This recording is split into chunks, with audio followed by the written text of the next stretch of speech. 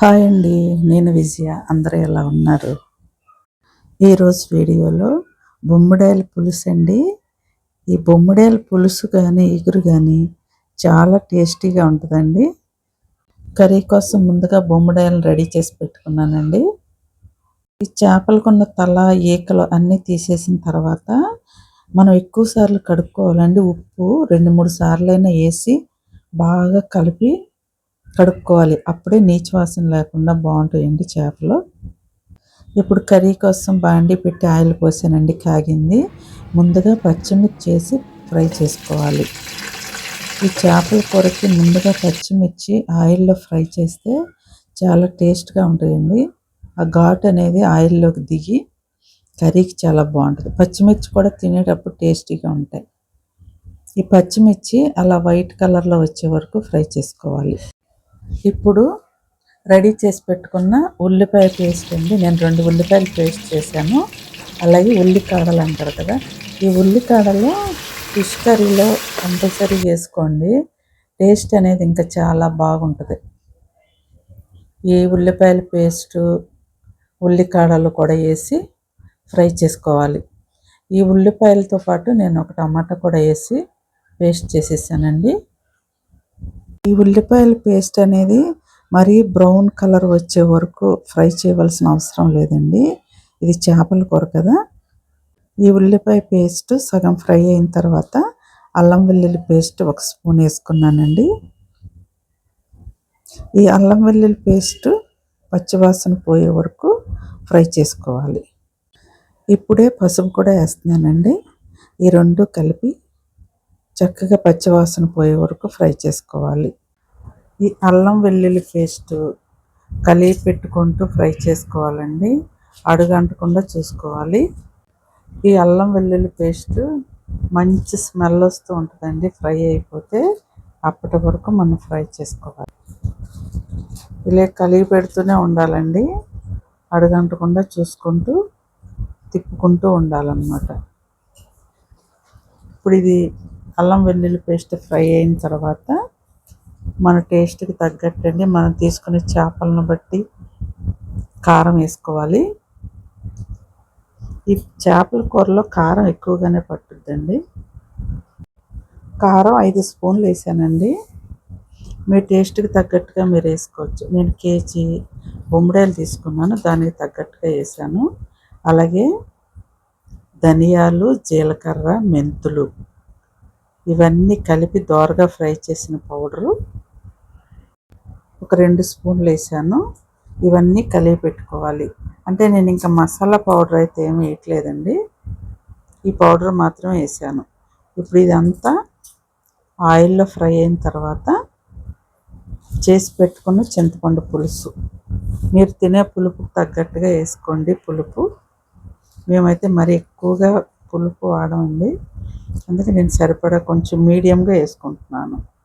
మాకు తగ్గట్టుగా మీరు మీ టేస్ట్కి తగ్గట్టుగా మీరు వేసుకోవచ్చు. ఈ చింతపండు పులుసు కూడా వేసి బాగా మరిగించాలి. ఈ చింతపండు పులుసు వేసిన తర్వాత సరిపడా వాటర్ కూడా కలుపుకోవాలండి, చేపలు మునిగేలాగా.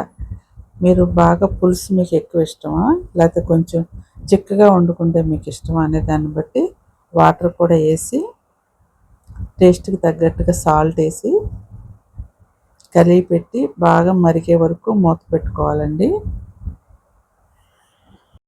బొమ్మిడాయలతో చేసిన పులుసు కూర కానీ, ఇగురు కూర కానీ చాలా బాగుంటుందండి. టేస్ట్ అయితే ఎప్పుడు చేయని వాళ్ళు ఒకసారి ట్రై చేయండి. బొమ్మిడాయలతో పులుసు కానీ, ఇగురు కానీ చాలా బాగుంటుంది. ఇప్పుడు చూసారా, పులుసు మరుగుతూ ఉంది.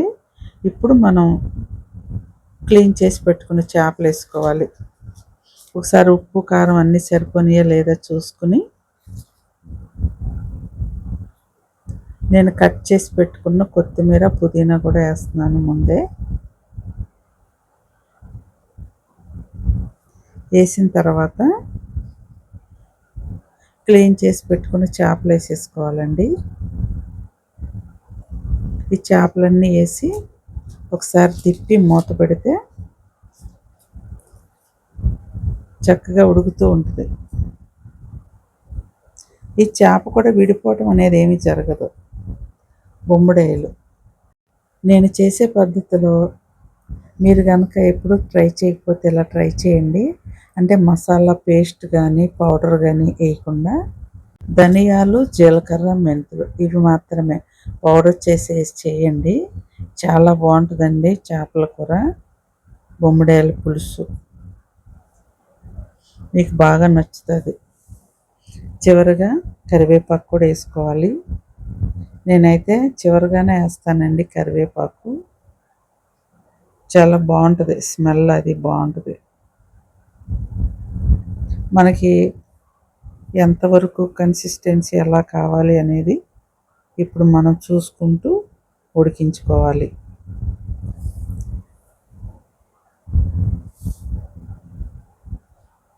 ఉడికేటప్పుడు మంచి స్మెల్ వస్తుందండి కర్రీ. అలాగే టేస్ట్ కూడా బాగుంది.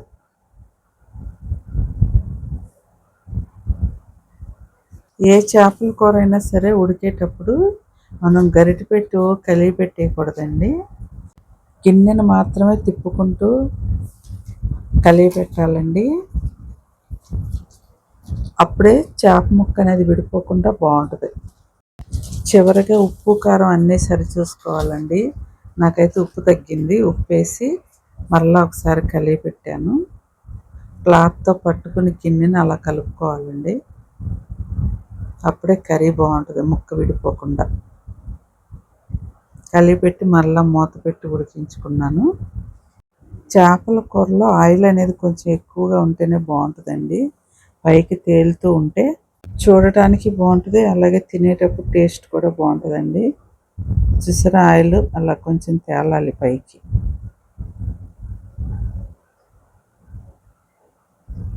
ఇలా కలిపెట్టి నేనైతే ఈ కన్సిస్టెన్సీలో కర్రీ అయితే ఆపేస్తున్నానండి. ముక్కలైతే అసలు విడిపోకుండా చాలా బాగా వచ్చింది కర్రీ. చూసారుగా మా బొమ్మిడాయల పులుసు. నచ్చిందా అండి? నచ్చితే తప్పకుండా ఒక లైక్ కొట్టండి. మీ ఫ్రెండ్స్కి, ఫ్యామిలీ మెంబర్స్కి షేర్ చేయండి. మా ఛానల్ని సబ్స్క్రైబ్ చేసుకోండి. నచ్చితే తప్పకుండా ఒకసారి ట్రై చేయండి. టేస్ట్ అయితే సూపర్గా ఉంటుందండి.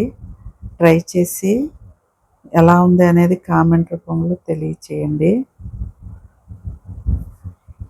లైక్ కొట్టిన తర్వాత కింద కామెంట్ చేసేటప్పుడు హైప్ అనే ఆప్షన్ ఉంటుందండి, దాన్ని క్లిక్ చేయండి.